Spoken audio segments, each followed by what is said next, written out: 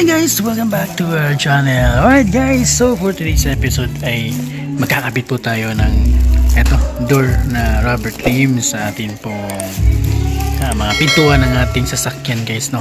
Yan. So, buksan muna natin itong ating pintuan ng ating sasakyan guys. Yan. So dito tayo magkakabit guys, no? Yan. So ito, sabi daw nila kasi marami dong nakakasira daw to ng pintuan ng sasakyan. Actually guys, totoo nga. Totoo talaga nakakasira siya ng pintuan ng sasakyan kapag mali yung pagkakabit nyo dito sa door na rubber trim, no? Kasi yung iba guys, ang ginagawa nila, nilalagyan nila ng pandikit glue, which is hindi dapat. Kasi pag nilagyan mo ng pandikit at glue yan, hindi mo na matatanggal itong rubber trim. Paano mo na siya malilinisan dito sa loob? No? Napaka-ganda nito guys, napaka-useful nito.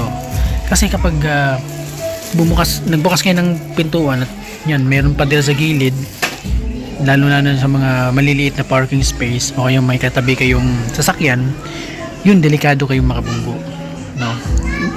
Mayuyupi yung katabi nyo, o kundi pag tumama ito sa pader, lalo na pag mga bata nagbubukas, yan, masisira yung pintura ng sasakyan. So ito yung gamit nito guys. Yan, ito yung gamit nito. Itong rubber rubber trim nito.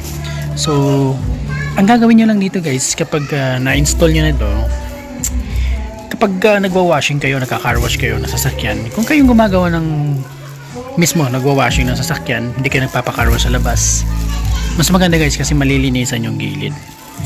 Kasi pag kinabit nyo, tatanggalin nyo naman uli, i-remove nyo lang, tapos pagka malinis na, ikakapit nyo uli. Ganun lang siya kabilis guys, kasi hindi nga siya adhesive type.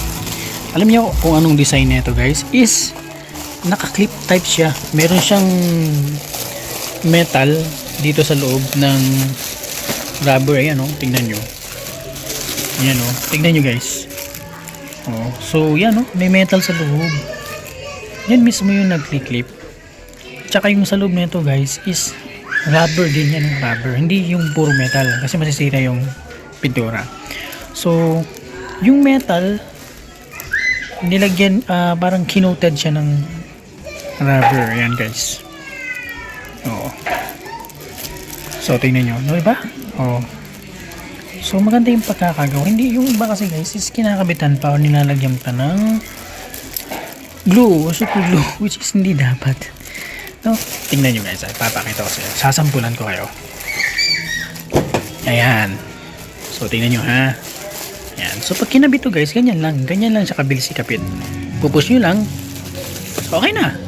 Ganun lang. Tapos mapuputol lang kayo kung hanggang saan nyo gusto nyo siyang ikabit. Pag tinanggal nyo, ganun lang. So okay na. Flexible kasi yung metal dito sa loob guys. Kaganyanin nyo ulit yun. So okay na. Balik na sa dati. Ayan. So ikakabit nyo naman ulit. Ayan. So ganun yun yung technique guys. Huwag nyo nang lalagyan ng super glue or shoe glue kasi masisira yung pintura ng sasakyan guys. Yan. So sige guys, install na natin.